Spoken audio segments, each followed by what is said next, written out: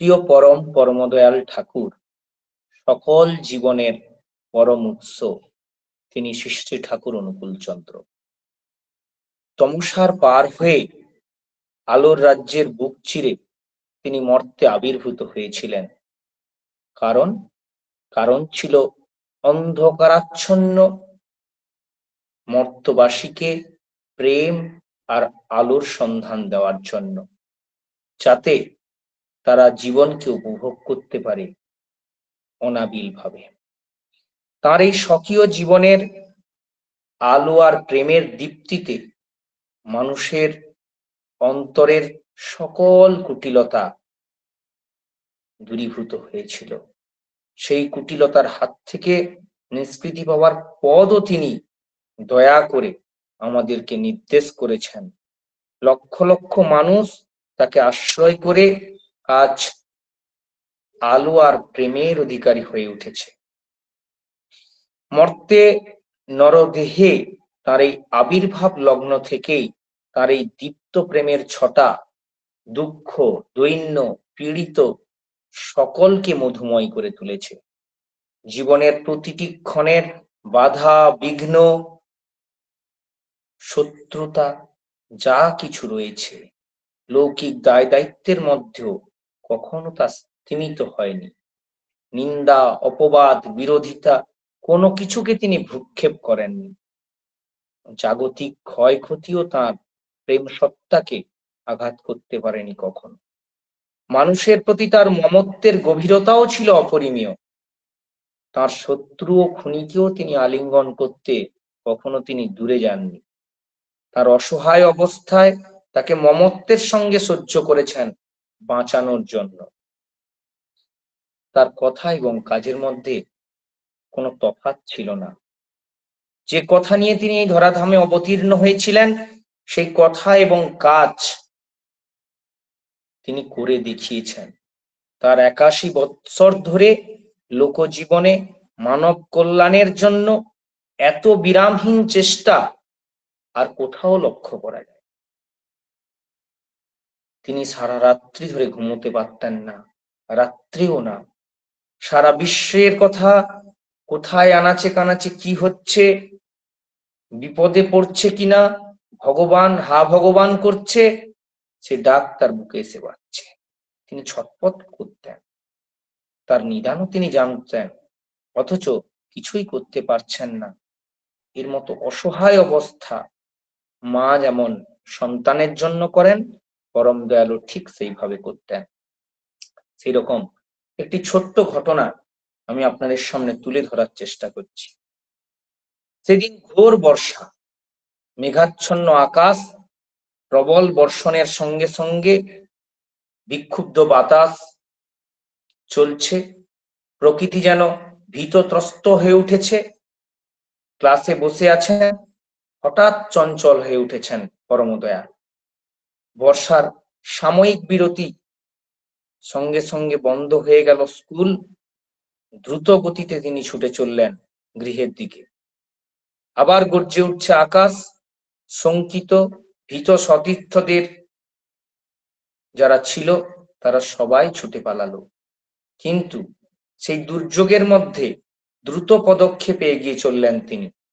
সম্মুখেই বানডাকা খরস্রোতা নয়নজুলি, প্রবল বর্ষণের ফলে ভরে উঠেছে জল।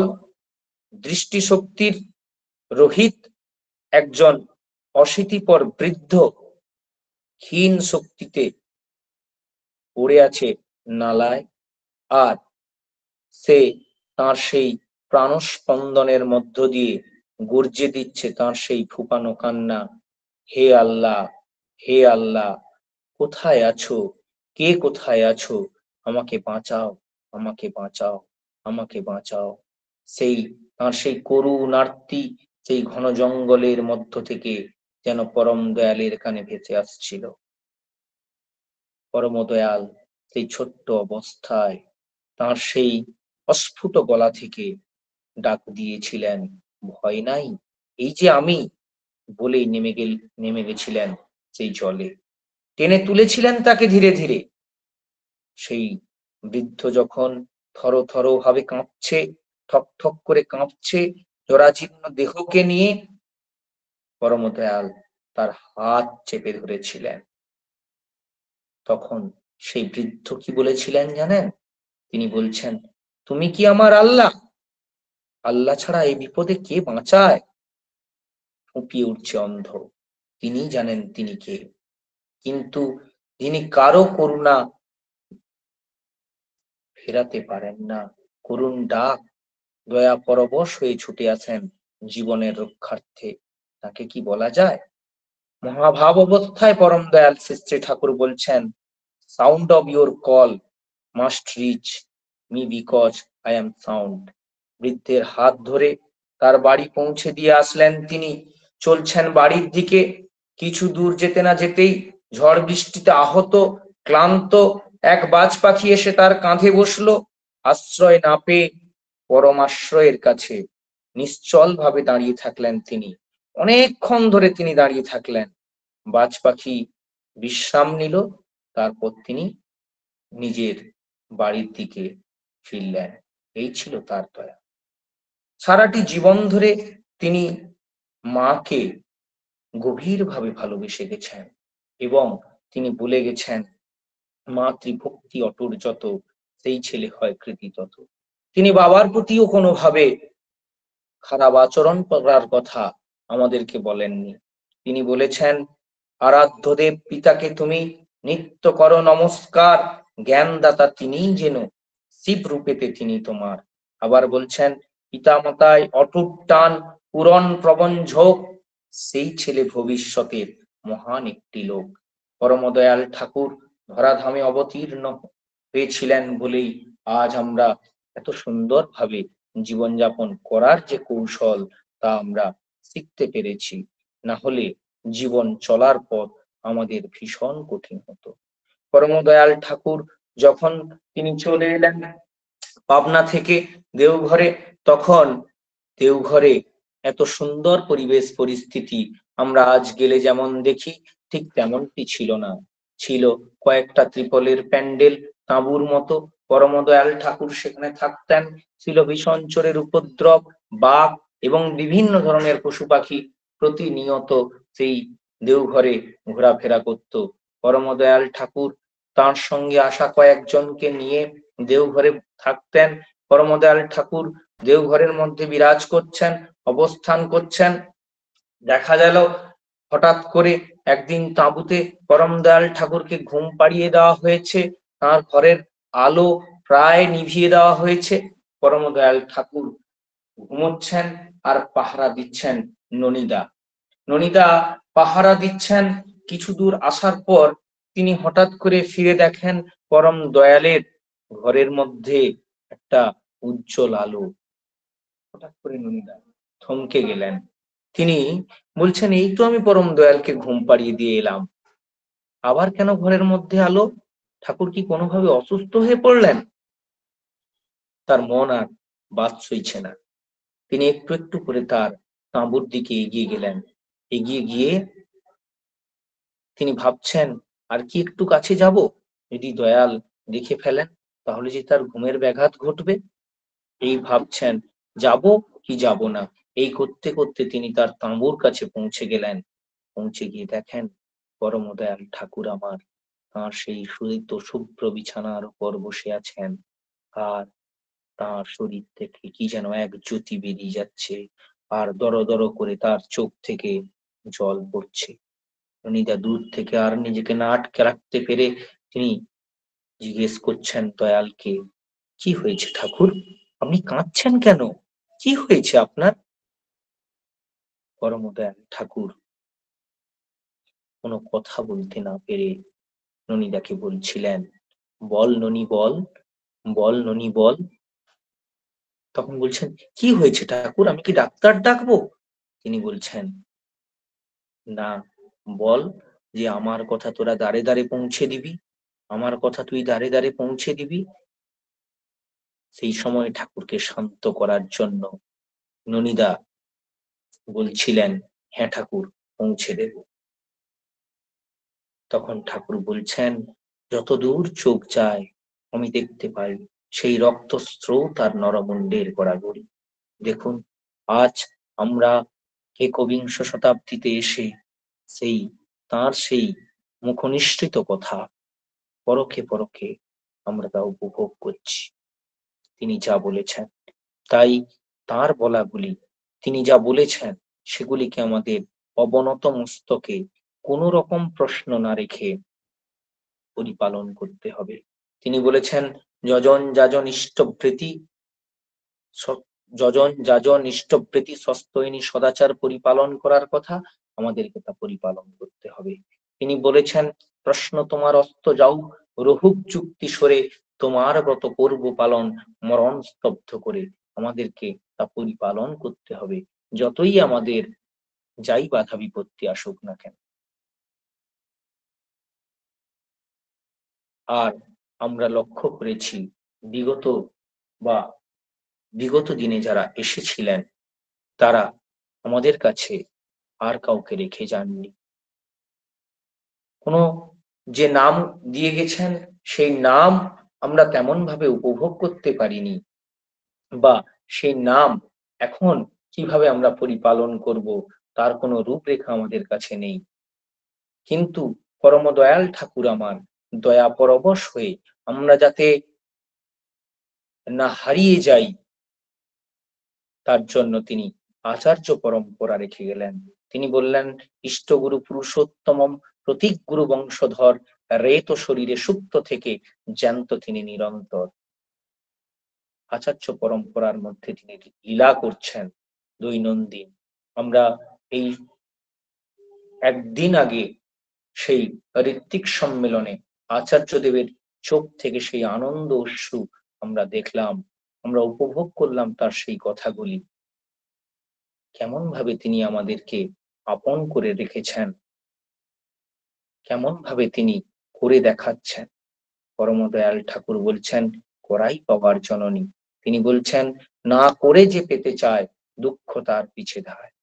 আমাদেরকে বলেছেন দুবেলা প্রার্থনা করার কথা, ইষ্টভৃতি অতি প্রত্যুষে করার কথা, তাই করতে হবে। যদি আমি ভাবি যে এগুলো আমার মতন করে করব, তাহলে কিন্তু ফল পাওয়া যাবে না। পরম দয়াল ঠাকুর আর সত্যানুসরণ গ্রন্থের প্রথমেই বলছেন, অর্থ মান যশ ইত্যাদি পাওয়ার আশায় আমাকে ঠাকুর সাজিয়ে ভক্ত হয়েও না, সাবধান হও ঠকবে, তোমার ঠাকুরত্ব না জাগলে কেহ তোমার কেন্দ্রও নয় ঠাকুরও নয়, ফাঁকি দিলেই পেতে হবে তা। আমি যদি কিছু পাওয়ার জন্য এখানে আসি, তাহলে কিন্তু আমার পাওয়া হবে না। আমি যদি তাকে ফুলফিল করে দিই, আমি আমার ভেতরে যদি তাকে সদা জাগ্রত করে তুলি, তাহলেই তাকে আমার পাওয়া হবে। আর তাকে যদি আমি পাই, তাহলে আমি সমস্ত কিছু আমার মধ্যে অ্যাবজর্ব করতে পারবো, সমস্ত পাওয়া হবে, এই পৃথিবী আমার হাতের মুঠোয় চলে আসবে। তাই পরম দয়াল ঠাকুর এই ধরাধামে অবতীর্ণ হয়ে শুধু আমাদেরকে করার কথা বলেননি, তিনি করে করিয়ে দেখিয়েছেন, এবং পরম্পরার মধ্য দিয়ে তিনি করে দেখাচ্ছেন। শুধু কথা শুনলে হবে না, এই কথাগুলোকে বাস্তবায়িত করতে হবে। যেমন অতি প্রত্যুষে উঠে তার সেই ইষ্টভৃতির ভোগরাগ নিবেদন করতে হবে, সেই ভোগরাগ যাতে দৈনন্দিন সেই অর্ঘ্য যাতে বৃদ্ধিপ্রাপ্ত হয়, যেন সেই অচল পয়সা 50 পয়সা 1 টাকা দিয়ে আমরা ক্ষান্ত না হয়ে যাই, যেন অনেক দিয়ে ফেলেছি এই চিন্তা ভাবনা যেন আমাদের মনের মধ্যে না থাকে। তাকে আমি অনেক দান করলাম, শুধু পয়সা পয়সা পয়সা, এই প্রশ্ন যেন না আসে। আমি তাকে যে ভোগ রাগ নিবেদন করছি, সেই ভোগ রাগ যাতে আমার কাছে সেই থালা ভর্তি খাবারের মতন হয়, তাকে সেই যেমন করে স্নেহ ভালোবাসা দিয়ে তার সেই ভোগ রাগ নিবেদন করতে পারি, সেই চেষ্টা করতে হবে। পরে প্রার্থনা করতে হবে, তারপর নাম ধ্যান করতে হবে, তারপর তিনি যেমন করে বলছেন সেই থানকুনি পাতা খাওয়া, পেট ভর্তি জল খাওয়ার কথা, এবং পরম পূজনীয় অবিন দাদা যেটা বলছেন, প্রার্থনার পরে আপনার আশেপাশে যারা আছেন তাদের কাছে গিয়ে ইষ্ট কাজ করার কথা, অন্তত 1টা ঘন্টা করার কথা। এটা ঠাকুর তার অনুশ্রুতি গ্রন্থে বলছেন, পড়শিরা তোর নিপাত যাবে, তুই বসে সুখ খাবি বুঝি, যা ছুটে যা ওদের বাঁচা, ওরাই যে তোর বাঁচার পুঁজি। পড়শিরা যদি খারাপ হয়, পড়শির ঘরে ছেলে যদি খারাপ হয়, আপনার ঘরে যদি মেয়ে থাকে বা আপনার ঘরে যদি ভালো ছেলে থাকে, তাহলে কিন্তু আপনার ছেলে বা মেয়ে ভালো থাকতে পারবেন না। পারবে না, আপনি তাদেরকে সুখে শান্তিতে রাখতে পারবেন না। তাদেরকে ভালো রাখতে গেলে পাড়া প্রতিবেশীকে ভালো রাখতে হবে, তাদেরকে গড়ে তুলতে হবে। কিভাবে গড়ে তুলবেন? আপনি চোর, আপনি কি কাউকে বলতে পারবেন যে চুরি করিস না? না, আপনাকে হয়ে উঠতে হবে। আর আপনি কেমন ভাবে হয়ে উঠবেন? যদি আপনি যজন যাজন ইষ্টবৃতি সস্তয়নী সদাচার এগুলো ঠিক করে পরিপালন করেন। শুধু মুখে মুখে মুখে মুখে কথা বললে হবে না। পরমদয়াল ঠাকুর তার প্রত্যেকটি পুস্তকের একদম প্রথম যে কথাটি বলছেন যে আমার বলাগুলি যদি তোমার চিন্তারই খোরাক মাত্র হয়, করার বা আচরণের মধ্যে ফুটিয়ে তুলতে না পারো, তবে পাওয়া যে তোমার তমসাচ্ছন্ন রয়ে যাবে, তা কিন্তু অতি নিশ্চয়। তিনি অতি নিশ্চয় করে বলেছেন যে কথা এবং কাজ, এটা তিনি তার জীবনের ৮১ বছর ধরে করে দেখিয়েছেন এবং তার আচার্য পরম্পরার মধ্য দিয়ে অনবরত যা আমরা অনুভব করছি, যা হৃদয়ঙ্গম করছি, পরম পূজনীয় আচার্য দেবকে আমরা লক্ষ্য করছি, পরম পূজনীয় অবিন্দাদাকে লক্ষ্য করছি, আমরা যা অনুভব করছি তা আমাদের কার্যে পরিণত করতে হবে। এই কার্যে যদি আমি পরিণত করি তাহলে সেই ফল আমি পাবো। যদি আমি কার্যে পরিণত না করতে পারি তাহলে কিন্তু সেই ফল পাবো না, পাওয়া আমার তমসাচ্ছন্ন রয়ে যাবে। তাই আমরা যারা পরম দয়ালকে এই জীবনে পেয়েছি, আসুন আমরা তাকে আরো থেকে আরোতর ভাবে আমার জীবনে কিভাবে প্রতিষ্ঠিত করতে পারি, তার বলাগুলি, তার কথাগুলি যাতে আরো থেকে আরোতর ভাবে সুন্দরভাবে আমরা পরিপালন করতে পারি, সেই চেষ্টায় থাকবো। আর সেই চেষ্টা আমাদের যেমন তেমন করে করলে হবে না। আচার্যদেব যেভাবে বলছেন, পরম পূজনীয় অবিন দাদা যা বলছেন ডিপি ওয়ার্ক, সেই ডিপি ওয়ার্ক করার মধ্য দিয়ে প্রতিনিয়ত আমরা হয়ে উঠতে পারবো। আচার্য ভিন্ন কোনো কাজ আমরা সফলভাবে করতে পারবো না। আমি বলছি আমি অক্রোধী, আমি অমানী, আমি নিরলস, কিন্তু প্রত্যেক দিনই আমি আমার ঘরের যে আপনজন আমার স্ত্রী, তার সঙ্গে আমি ক্রোধ প্রকাশ করছি, তার সঙ্গে আমি খারাপ ব্যবহার করছি। এ করলে কিন্তু জীবনে কোনোদিন আমার জীবন সুন্দর হয়ে উঠবে না। তাই এই সুন্দরতা করার জন্য আমাদের মাঝে মাঝে দেওঘর যাওয়া প্রয়োজন, আমাদের আচার্য সঙ্গ করা প্রয়োজন। যদি আমি আচার্য সঙ্গ করি তাহলে আমার মধ্যে সেই প্রভাব আসবে। আমরা আচার্যদেবকে লক্ষ্য করেছি, মাকে লক্ষ্য করেছি, আচার্যদেবের সঙ্গে মায়ের কি সুন্দর সম্পর্ক, আচার্যদেবের সঙ্গে তার ছেলের কি সুন্দর সম্পর্ক, একজন বাবা হয়ে একজন সন্তানের সঙ্গে কেমন সম্পর্ক করতে হয়, একজন স্বামী হয়ে একজন স্ত্রীর সঙ্গে কেমন ভাবে সম্পর্ক করতে হয়, কি হওয়া উচিত, তা আমরা দেওঘর না গেলে কিন্তু আমরা বুঝতে বা শিখতে পারবো না। তাই আমাদেরকে দেওঘরও যাওয়া প্রয়োজন রয়েছে। আর পরম পূজনীয় অবিন দাদা যে ডিপি ওয়ার্কের কথা বলছেন, আমাদের আশেপাশে যে উপযোজনা কেন্দ্র রয়েছে তার সঙ্গে নিত্যদিন আমাদের সম্পর্ক রাখতে হবে। সেই নিত্যদিন সম্পর্ক রাখতে রাখতে উপযোজনা কেন্দ্রের সঙ্গে, যখন উপযোজনা কেন্দ্রে অনেকজন প্রার্থনা করতে আসবে, তখন আমরা সেই মানুষগুলোকে নিয়ে আমাদের যে পার্শ্ববর্তী যে মন্দির রয়েছে সেই মন্দিরে আমরা তাদেরকে নিয়ে যাব, মন্দিরে গিয়ে প্রার্থনা করব। তিনি বলছেন দেওঘরের মতো প্রত্যেকটি কেন্দ্র, প্রত্যেকটি মন্দির, প্রত্যেকটি বিহার, সৎসঙ্গ কেন্দ্র গড়ে তুলতে। প্রত্যেকটি মন্দির, প্রত্যেকটি সৎসঙ্গ বিহার, প্রত্যেকটি হচ্ছে ঠাকুরের মন্দির, সেখানে ঠাকুর বিরাজ করছেন। আর যদি সেখানে ঠাকুর বিরাজ করছেন আমি মনে মনে ভাবি, তাহলে যখন বিগত দিনে আমি সমস্যায় আক্রান্ত হব, যখন উত্তরবঙ্গের মতো এরকম বন্যা কবলিত হবে, তখন কিন্তু আমি প্রিয় পরমকে সেখানে গিয়ে পাবো। না হলে আমি কিন্তু সেই অনাথ আতুর হয়ে পথে পথে ঘুরে বেড়াবো। তার আদেশ নির্দেশ পরিপালনের মধ্য দিয়ে নিজেকে জাগিয়ে তুলবো। সবশেষে আমি সেই পরম দয়ালের ৩টি বাণী যা বর্দা বলেছিলেন আমাদের জীবনে পরিপালন করার কথা, সেই ৩টি বাণীর আহ্বান করে আমি আমার কথা শেষ করব। তিনি বলছিলেন উষা নিশায় মন্ত্র সাধন, চলাফেরায় জপ, যথাসময় ইষ্ট নির্দেশ, মূর্ত করাই তপ। দ্বিতীয় বাণী বলছিলেন মাছ মাংস খাসনি আর, পেঁয়াজ রসুন মাদক ছাড়। তৃতীয় বাণী বলছেন মানুষ আপন টাকা পর, যত পারিস মানুষ ধর।